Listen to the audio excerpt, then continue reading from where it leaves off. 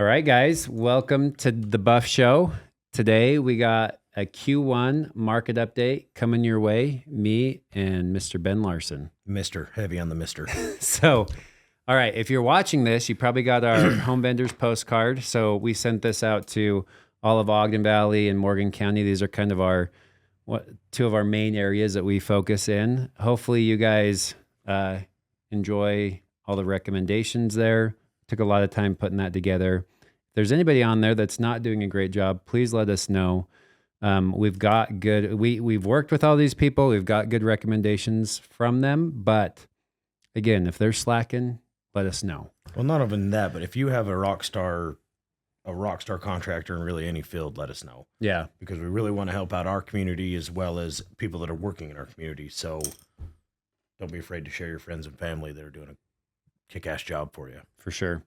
So what we're going to do today, we're going to go through kind of where the entire state's at to give you an idea on what we're seeing in the market. Then we're going to jump into Ogden Valley and compare Q1 going back like 5 years, and then Morgan County. So you guys can jump around in this video depending on the parts that you want to see.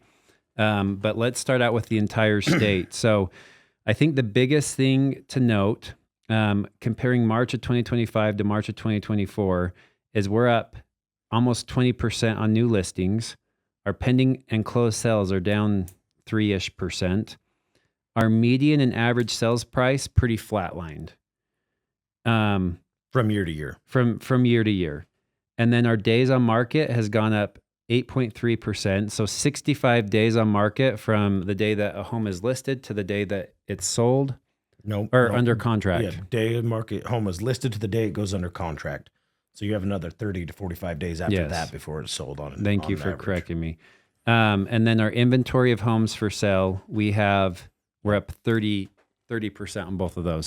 That's a big jump. So I mean, we've seen a huge notable difference on this. We're seeing a lot more inventory and a lot less action happening. Yep. In fact, when you got to the office this morning, you were telling me about how there's been record, like the past few years have been setting records as far as how little homes are closing, right? Yep. The amount of homes sold in the last couple of years, they're saying have been the worst in the nation in all of history. So it's crazy. I mean, there's a lot of different opinions and metrics people are pulling from, but they said this has been the hardest few years in real estate the last 2 years. It is. It's a weird market. It's crazy to me how fast things change and how different every area is. Oh, yeah. So now let's jump into Ogden Valley. We're going to break this down. We're just comparing Q1 going back 5-ish years to where we are, what we saw in Q1 of 2025. There's a lot of data to unravel here. We're going to try and keep it like short and simple and concise. Simple. We're going to try to keep it simple and give you a nice bird's eye view and kind of what we think it means. Yeah. So it's anyways, have some patience with us. There's a lot of data here. So all of the units sold in Q1, going back like 2022, 2023, and 2024 in Ogden Valley, Eden, Huntsville, and Liberty, there was around 30 to 35 units sold in those quarters. So from January to March, essentially, that's the amount of homes that actually sold. Yeah. And even into 2025, it was 31 in 2025. So we've been pretty consistent with units sold. Our prices, we saw a big jump from 2020 to 2021, went from 531 to 715, and then to $1,029,000 in 2022, and then it dipped a little bit to 989 in 2023, and then it jumped back up to 1.183, so almost 1.2 million in 2024, and then we've seen a slight dip in 2025 down to 1.19, so 1,120,000. So it's been climbing. I mean, a huge climb though, going from 531,000 in 2020 to a million, 1.1 to 2025. That's crazy. And I would point out too, from 2020 to 2022, that was your most aggressive climb, and then from 2022 till present, I mean, we're up and down, just a nice. Mm-hmm. So, but your big years, big jumps. So even from 2022 to now, I mean, yes, $100,000 is a big swing, but in $1 million range, Yeah. it really hasn't moved more than about 5 to 15% over the last Yeah. 5 years or 4 years. Yeah. It's crazy. In 2021 to 2022, that's when it saw like a massive jump. Well, and even 43% jump from 21 to 22. yeah, it's crazy. That's a big jump. And you know where it all like started from was COVID. Mm-hmm. Like everybody started being able to work remote, and the market, like rates were still really good back then. And it's like these remote areas, people were like, hey, if I can work remote and work anywhere I want to be close to ski resorts, in the lake, in the mountains, away from the busy of the Wasatch Front. Yeah. And so I think that's one of the biggest spikes that we saw from 2020 to 2022. And then rates jumped up like crazy. Starting in about mid 2022. Yeah, 2022. And then that's why we saw some pullback there. I thought rates would affect us a lot more than they have, but prices have not been terrible. And when he says that, he means rates affect the flow of the market. It affects us. It affects the consumer a lot. Oh yeah, for sure. It affects us, but it hasn't affected our prices. Yeah. Like I thought we'd see these huge price drops and dumps. stuff like that. Yep. But the pricing has still been like pretty stable. We peaked, and then, like I said, we've just been like a natural flow up and down of the market. So no crazy dips, no crazy rises. One of my theories, why lay it on theories. Well, I was just thinking when they did all the stimulus packages for COVID, they pumped trillions of dollars back into the economy. And I think this is just like natural inflation that we're seeing. And the reason prices haven't dropped a whole lot is because to build and replace one of these houses costs you about the same as buying one, if right? not significantly more. If not more, right? Because you and I, we run these scenarios all the time. It's like, okay, you can buy this nice house in Morgan or Ogden Valley for X amount, $1 million or $2 million. And the first question most people have is, well, why don't I just buy a lot and build it at that price? And then we run into, we start diving into the numbers, and it's just very expensive to build right now. Absolutely. So Absolutely. I think you can still get a discount or, a used discount if you buy existing versus building. Absolutely. And there was a time where building was more economical, but I think as land has become more scarce, let's be honest, Utah has been in its own bubble. We have a housing shortage. Yeah. Not because we don't have enough houses and stuff like that, but because the mass moving into Utah and the want to be here has pressured that building to be expensive. Well, and in these areas, you got like Ogden Valley, Powder Mountain, all these developments, Snow Basin talking about doing stuff. Nordic wants to do stuff. And then you have Wasatch Peaks and Morgan. And then you just have all these people wanting to come. Well, and Morgan and Ogden Valley have always been beautiful, nice places to live. But one of the biggest things that I think is happening is they're becoming more and more exclusive the fuller Utah's getting. Yeah. So they're becoming more and more desired to have that escape from the cities and the more suburban areas. Because it's really a 15, 20 minute extra drive, like if you were on the other side of the mountain. Absolutely. So it's not terrible. People look at it, I can still be to the airport in an hour-ish or under an hour, That's the number one reason I get from people trying to come to the Wasatch back in Morgan and Ogden Valley is they grew up in Hooper or Draper, these what used to be farm towns and fields and stuff, and they're being encroached on. Gotta hate it, gotta love it, but so now they're setting their sights to get back out to that small fill or that more secluded fill. Yeah, and just like getting out of the inversion in the wintertime. Like I have people just for that reason alone.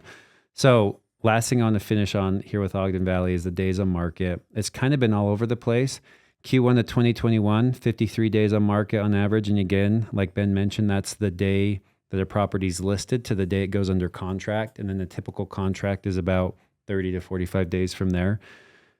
In 2022, 66 days on market on average. 2023, 92 days on market on average. 2024 was the most we've seen.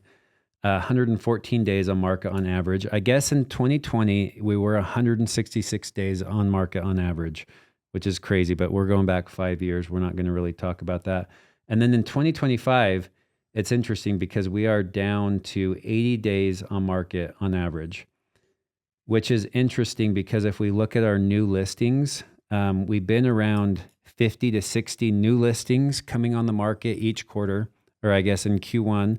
From 2020 to 2024, we've been about 60 new listings on the market.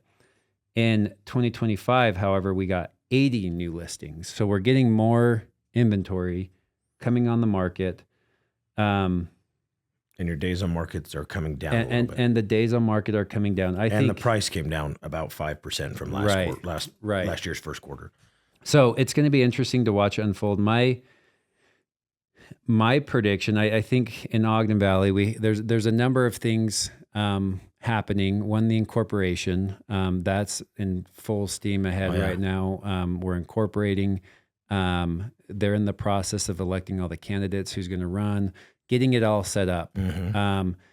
So I guess the rule book that we're running with right now could completely change that is 2026. Yep, that is a big factor in a community, is how they're governed. Yeah, I was at Weber County the other day, and there's a lot of like rezoning applications and subdivision permits going through because a lot of people are not sure what it's going to look like in the coming year. Weber County has set a precedence from then till now. Right. And once that changes and Ogden Valley starts running their own essential government, the rules and the overall feeling and the ability to, and even the easiness or the hardness of getting an application for a rezone or anything could change drastically. Yeah.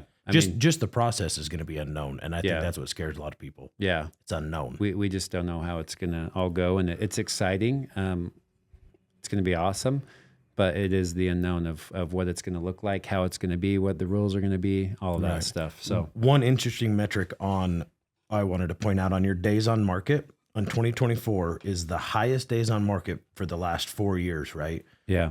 But what's interesting is the average sell price is the highest it's been in 5 years with the highest days on market. Right. So it's not like these houses were sitting on market and then people were getting slaughtered and taken advantage of because they had to sell their homes.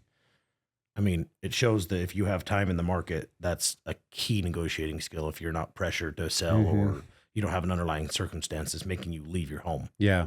That's key. I saw a quote just the other day, and it's like whoever wants it the least wins in the negotiation. So if you're a seller, you don't have to leave, and you're willing to be patient. There's a good chance you can. You have way more leverage in negotiation, right? Because you don't get your arm twisted. Yeah, and so you have to realize if you are looking to sell in either of these areas, I mean, just the state average right now is 65 days on market for the state.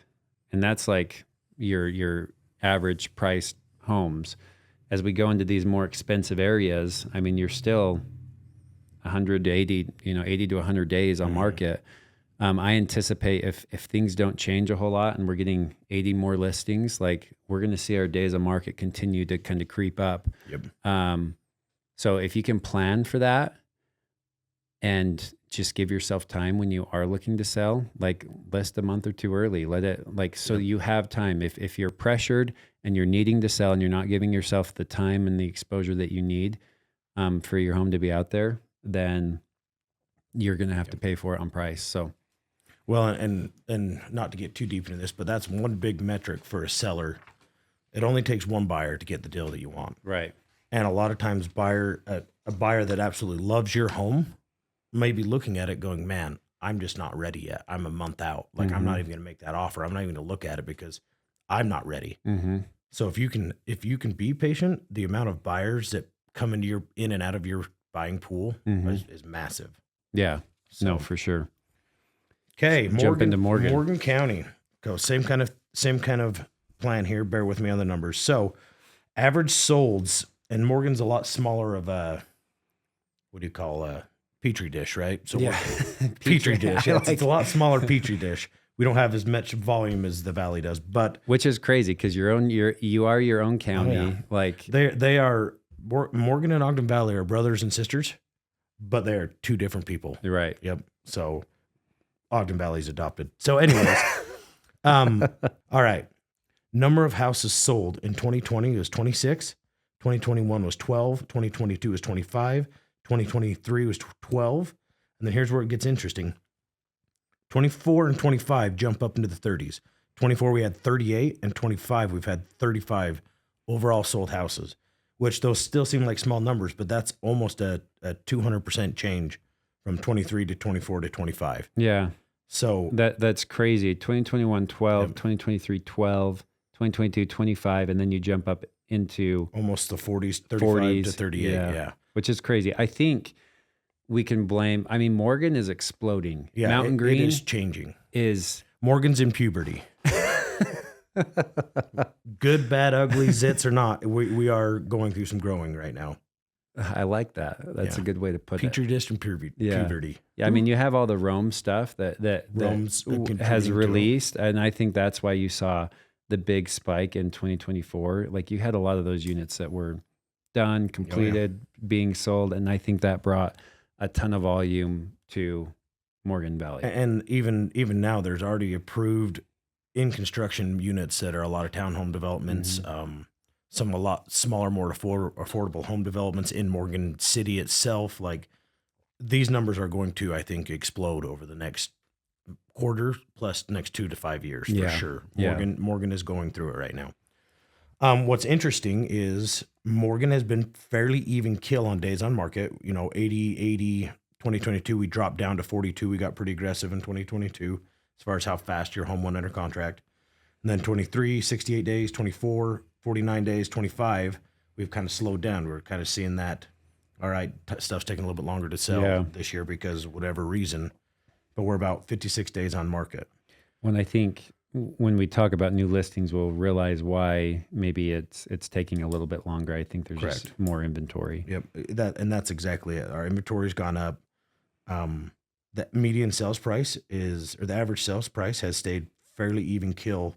We had a big jump from 2020 to 2021, just like we've seen in most all micro markets. 52%. 52%. And then we've bounced up and down less than about 7% is the highest swing that we've jumped up from 22 to 23. And then 24, we went up 1%. And 25, we actually dropped, much like Ogden Valley. From 24 to 25, the average median price dropped about 6.5%. That's crazy. I mean, so we're seeing similar metrics. Yeah. Ogden Valley, what was our drop there? It was 5.39%. So about the same amount of drop. What's cool about Morgan is even though Morgan's expensive, right? Mm-hmm. Everyone's like, oh, it's expensive to get back up there. The average sales price of Utah is $734,000 in March, right? Yeah. In the first quarter in Morgan, it's $721,000. I mean, we're about a $10,000 difference in the average sale price. That's crazy. But what you get for your dollar in Morgan is what you can get below. That's where the prices are about the same. That sweet spot of actually being able to afford to get into that home is the same. But what you get for your dollar is different from Morgan to below. Yeah. I would argue. Ooh, here we go. Well, it's just there's not a lot. I mean, you're comparing 35 sold units and their prices to 5,000 sold units. Yeah.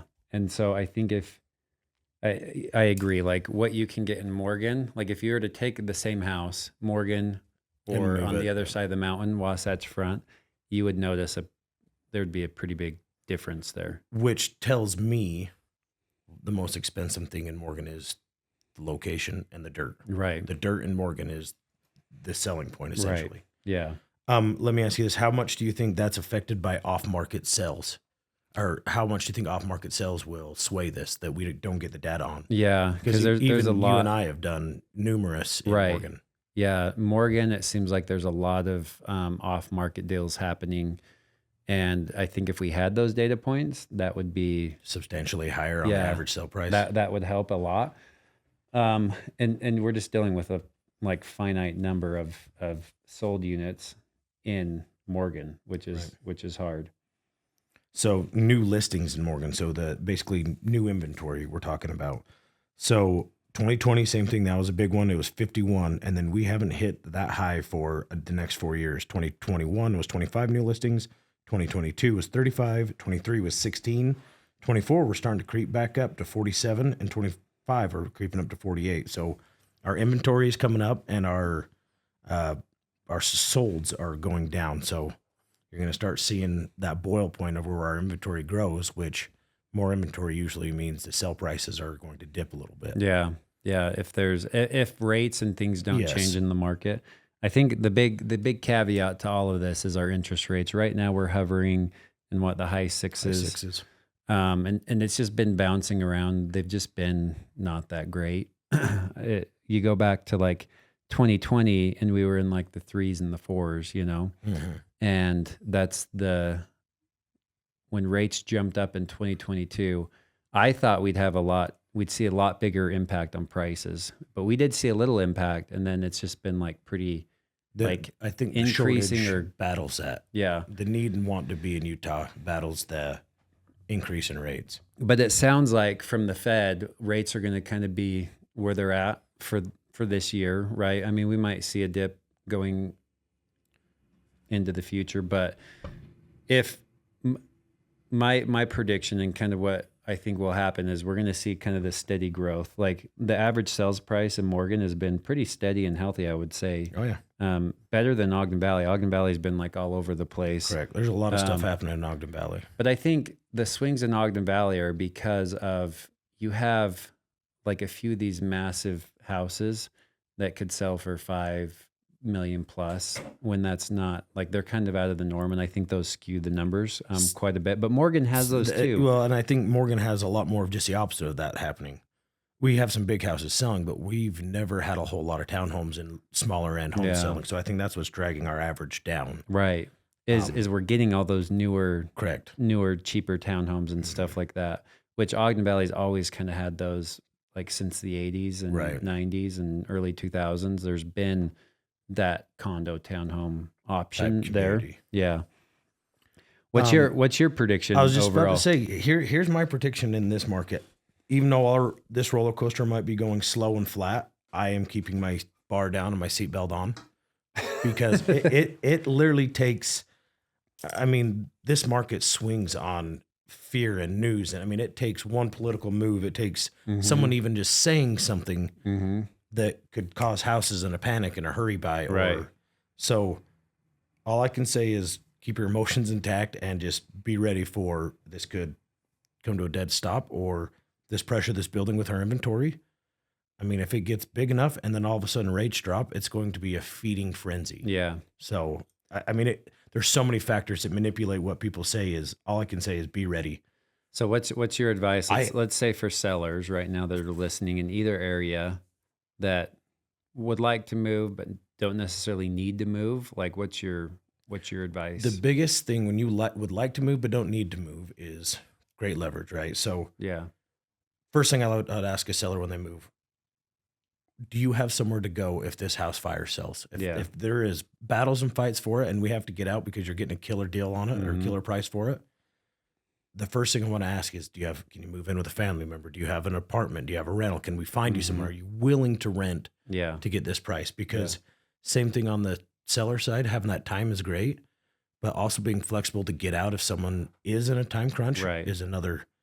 And if you can take your time when you buy and don't have to force someone out, you have the same leverage going the other direction. Right. To really find a good deal and where you want to be and all that. So with sellers, I say, be ready for all moves. If you don't have to, great, but be willing to move into an apartment or rent for a little bit and don't concess on your next home. Yeah. Because the market is finicky. It's like people will be like, some houses that you think would go really fast take a while to sell, and other houses that you're like, oh man, this is gonna. You start prepping your client like, hey, like this could sit for 6 months, like, and then it's gone. Multiple offers, and then you got to eat crow because people are fighting at the front door. So it is weird.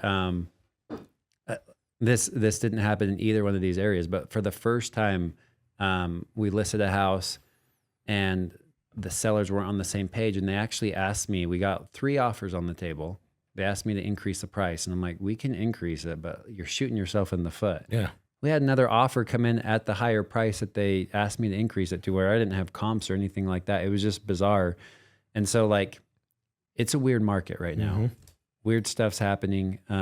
It's really hard to predict. So I think the biggest thing is you have to, if you're looking to sell, test the waters, get it out there. Let's see what happens. Let the market tell you what, and then the market will tell you what's going on. And we can give you, like, if you call us, we can give you our predictions and comps and everything like that to help you decide. But until you get it out there, like, you're not really going to know until you start putting it out there, testing the market, getting the feedback, and then you'll have a good idea on where things are going to land. Absolutely.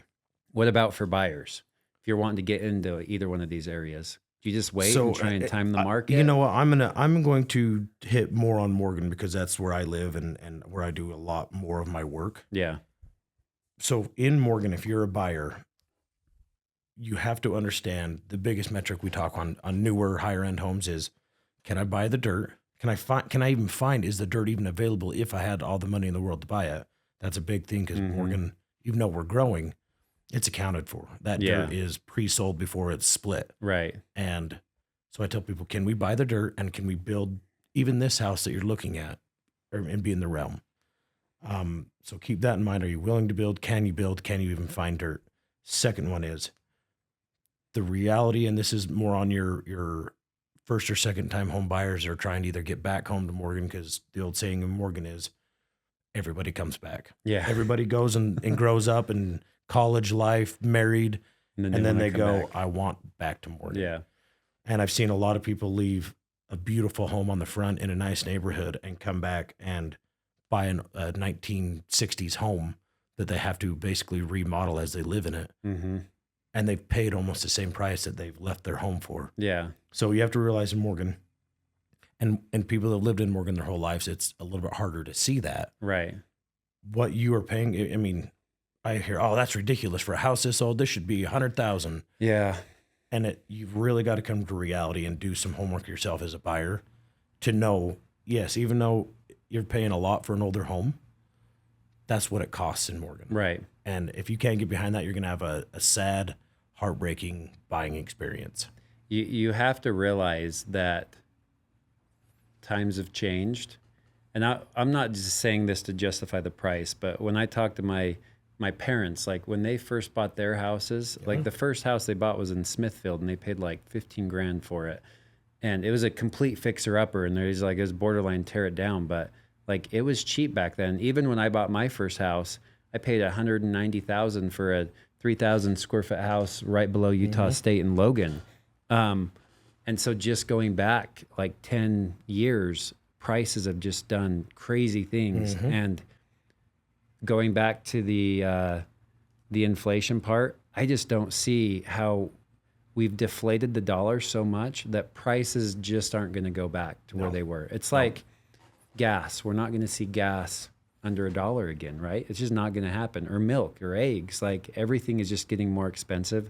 Same with the sticks and bricks in the land of these houses of where we're at. I had an epiphany the other day. Me and my wife were talking about, because we're in my house I'm currently in is built in 1910.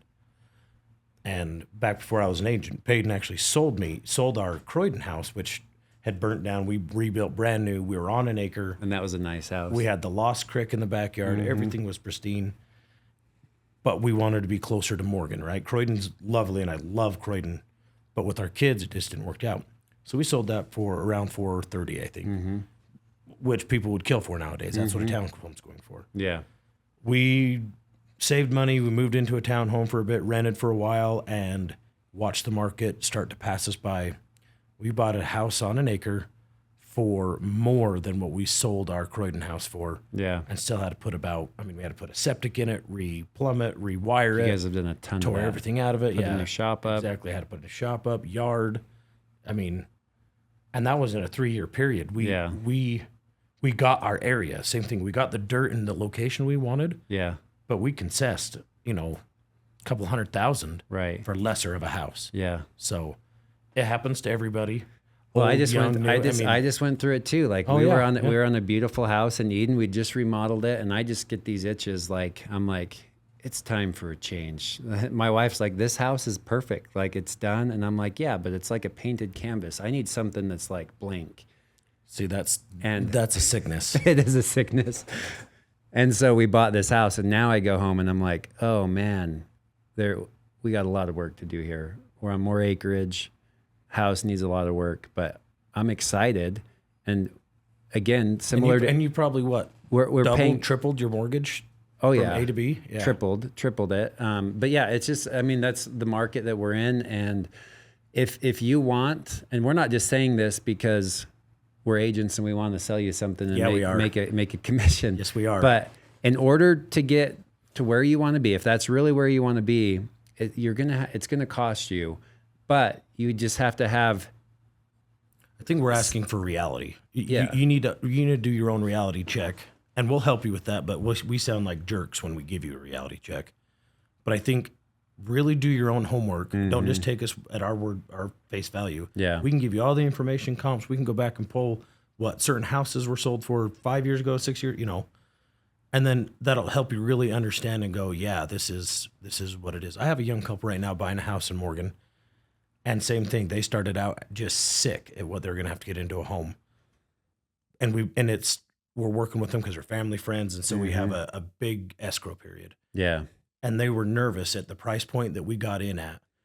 And just last week they went, we're looking around going, if we drop out of this, we won't be able to get back into a home like this. And that was in a 3-month period from That's crazy. early year to springtime, that heat Yeah. up. They're seeing other houses that are not as nice Right. selling for more. Right. So, I mean, it just happens. So Well, and you have to I have just reality. I just helped a couple go from they were Wasatch Front to Morgan. Closed on both of their houses yesterday. And again, their payment is probably tripling. But they're in a better spot now. They can afford it. And it's funny. We had the conversation with them yesterday. They're like, I'm like, it'll settle in. It'll become the new norm as long as you're not overstretching yourself, right? You got to be smart, but it's just expensive to get to where you want to be. And I saw this reel on Instagram the other day. I think who posted it? Parker in our office posted it, and they were comparing how affordable houses were going back, like way back to like the 70s and 80s, I want to say. And it's like the house prices of like 7 times what they were then, and our wages have only gone up 3 times. So it's like it's way more unaffordable to get into the areas that you want to be, but if that's where you want to be, you got to figure out how to make it happen, see what strings you can pull. If it was easy, everybody would have their dream home and have 100 acres. I mean, that's my dream, but but everyone would have it. Yeah. Right?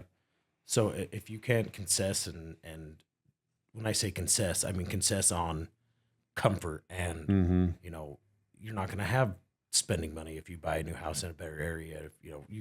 Your goals cost you, whether you want them to or not.